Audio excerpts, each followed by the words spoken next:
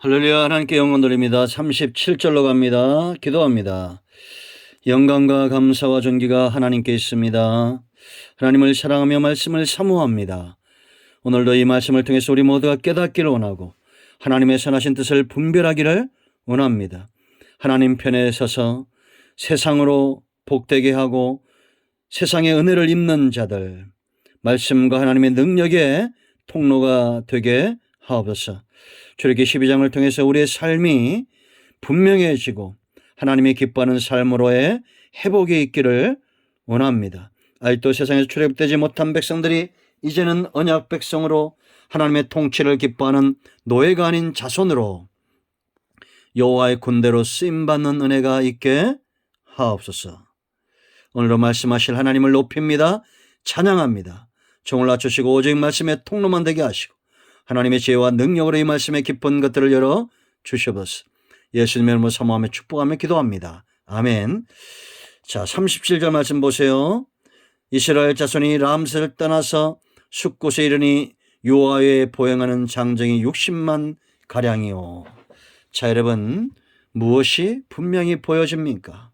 오늘 30절에서 우리가 깨달을 수 있는 중요한 교훈들이 있습니다. 하나는 우리 인생들이 텐트 치는 인생이다라는 겁니다. 이게 떠나서 발행하여 이런 뜻인데 이것은 장막을 걷다 이런 뜻입니다. 거두다, 텐트 말뚝을 뽑다, 떼어내다 이런 뜻이에요.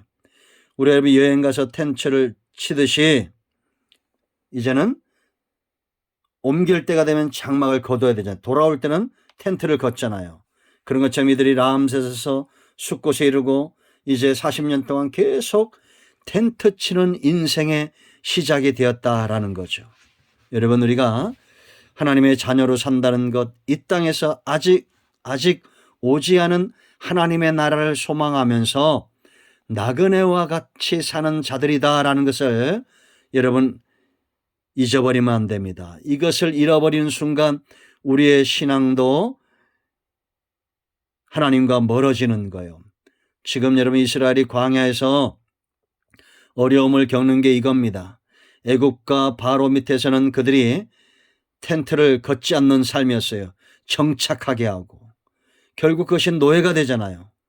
그 애굽의 권력, 애굽의 어떤 거기에 정착하길 원했습니다. 그러나 하나님은 아브라함을 히브리인으로 불렀어요. 강을 건넌 백성, 하나님을 예비하는 백성, 텐트 치는 유목민으로 불렀던 것입니다.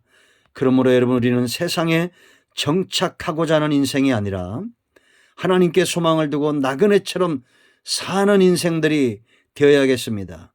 언제든지 부르면 와야 됩니다. 이틀 전에 노태우 대통령도 돌아가셨죠. 89세. 89세란 시간들이 요즘은 그렇게 길어 보이지 않습니다. 100세 시대라고 말하잖아요. 100살, 1000살이라도 하나님의 시간에 비하면 찰나와 같습니다. 그런데 우리가 이 땅에서 100년을 사는 동안 이 삶의 기회가 왜 중요합니까? 천국을 얻을 수 있는 기회입니다. 영원히 살 수 있는 기회입니다. 성경은 진실합니다. 하나님을 믿고 나그네처럼 하늘을 소망하는 삶을 살기를 축복합니다. 자, 그 다음에 보세요. 유아 외에 보행하는 장정이 60만 가량이에요. 여기 유아라는 것은 혼자 먼 길을 갈 수 없어서 수레에 의지해야 되는, 수레를 타고 가야 될 부녀자들을 말하는 거예요. 어린아이들 뿐만 아니라 여자들. 그러니까 여기 장정은 20세 이상으로 군인으로 군대로 부름을 받고 참전할 수 있는 그런 장정들을 말합니다. 그래서 여러분 시내산에서 이 숫자를 계수했는데 60만 3,550명이었죠. 무엇이 보입니까? 하나님의 말씀대로 된 거죠. 그들은 애굽에서도 생육하고 번성한 하나님의 특별한 축복을 받았습니다. 400년 동안 괴롭힘을 당했습니다. 바로와 요셉을 알지 못했던 그런 왕들에 의해서 이스라엘이 노예로 괴롭힘을 당했죠. 그런데도 70명이 내려가서 70년 만에 여자아이 포함해서 200만이 넘는 자녀들로 번성했습니다. 우리가 이제 앞으로 민수기 때 우리가 공부했지만 앞으로도 보게 되겠지만 광야에서 늘어난 숫자, 줄어든 숫자들이 있었죠. 줄어든 자들은 하나님의 말씀을 거역했던 자들입니다. 그러므로 여러분, 세상의 박해와 세상의 압제가 우리의 삶을 어려움에 처하게 하는 것이 아니라 우리의 생명을 단축하고 우리의 불을 갉아먹는 것이 아니라 하나님의 말씀에 순종치 않고 하나님 편에 서지 않는 삶이 결국 화를 부른다라는 겁니다. 세상으로 우리가 세상에서 고난을 당할 때 염려하지 마세요. 죽지 않습니다. 하나님 편에 서 있으세요. 고난이 와도 우리를 단단하게 하실 것입니다. 아멘. 자, 38절 보세요. 거기 수많은 잡족과 양과 소와 심이 많은 가축이 그들과 함께 하였으며, 무엇이 깨달아집니까? 충분한 보상이죠. 하나님은 이스라엘 백성들을 거지처럼 부르지 않았다는 겁니다. 하나님 편에 서 있으면 우리가 영육 간의 영이 잘돼같이 범사가 잘 되는 축복을 누리시기를 축원드립니다. 양과 소와 심이 많은 가축이었어요. 이러한 재물들이 있어야 하나님을 광야에서 섬길 것이 아닙니까? 여러분, 코로나19 속에서 우리 성도님들, 이 영상을 접하는 여러분 모두가 영이 잘됨같이 범사에도 부유해지기를 축원드립니다. 넉넉하게 하나님을 섬기고 넉넉하게 베풀고 어떤 상황 가운데서도 하나님을 영화롭게 하고 땅을 기름지게 하는 축복의 통로가 되세요. 여기 또 하나 우리가 깨달을 것이 있어요. 38절에 수많은 잡족이라고 그랬습니다.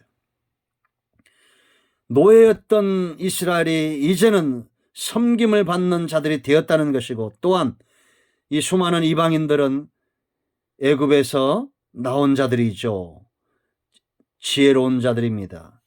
그런데 이들 가운데는 온전히 이스라엘화된 자들이 있고, 이스라엘처럼 완전히 이제는 하나님 편에 속한 자들이 있고, 그런가 하면 이제 우리가 민수기 11장 가면 진 끝에서 원망하고 불평하는 이스라엘에게 섞여 사는 무리들이 있었습니다. 따라 나오긴 참 잘한 겁니다. 재앙의 땅에 머물지 않고 하나님의 백성들과 함께한 건 얼마나 잘한 일입니까? 그런데 이들은 다른 목적을 갖고 따라 나왔던 거죠. 가만히 보니까 이스라엘은 재앙이 내리지 않으니까 자신들의 육신과 육적인 삶을 위해서 단지 영적인 삶이 아니라 하나님을 영화롭게 하는 삶이 아니라 육체의 욕심을 이루기 위해서 교회에 나오는 자들과 똑같은 거예요. 저는 이런 분들을 많이 봐왔습니다. 목사라고 뭐 별반 다를 거 없어요. 저도 이런 함정에 빠질 수 있습니다. 우리가 예수를 믿는 목적은 하나님을 영화롭게 한다는 분명한 원리가 있습니다. 막힌 어떤 인간적인 문제들 해결, 세상적인 복을 쫓아오면 결국 그것이 해결되지 않을 때 진 끝에서부터 원망과 불평이 나옵니다. 우리는 진 끝에 있지 말고 하나님 가까이 가서 하나님을 영화롭게 하고 목자의 음성을 듣는 양처럼 하나님 편에 철저히 서 있어야 됩니다. 여러분들이 교회까지 온 건 굉장히 잘한 겁니다. 예수 믿어보겠다고 한 건 굉장히 잘한 거예요. 전부 대부분의 사람들은 문제를 갖고 믿습니다. 그러나 이제 문제를 갖고 왔다 할지라도 이제는 이스라엘화, 하나님 편에 속한 언약 백성 이스라엘 자손 여호와의 군대로 소속감이 분명한 훈련되어질수록 탁월한 병사가 되는 것처럼 그렇게 탁월한 성도가 되시기를 축원드립니다. 오늘은 여기까지 합니다. 하나님, 우리가 하나님 편에 철저하게 서서 세상에 어떤 고난과 박해가 온다 할지라도 나그네처럼 살게 하시고 하나님의 축복을 누리는 백성들 되게 하시고 온전히 하나님께 속한 백성 되기를 원합니다. 예수님의 이름으로 요청하는 우리 가운데 병든 자, 마음이 상한 자들 다 치유하시고 회복시키시고 승리케 하시옵소서. 예수님의 이름으로 사모하며 축복하며 취하며 기도합니다. 아멘. 할렐루야. 이런 모두를 축복합니다. 응답되었습니다. 간증은 꼭 나누시기 바랍니다. 배가 됩니다. 아멘.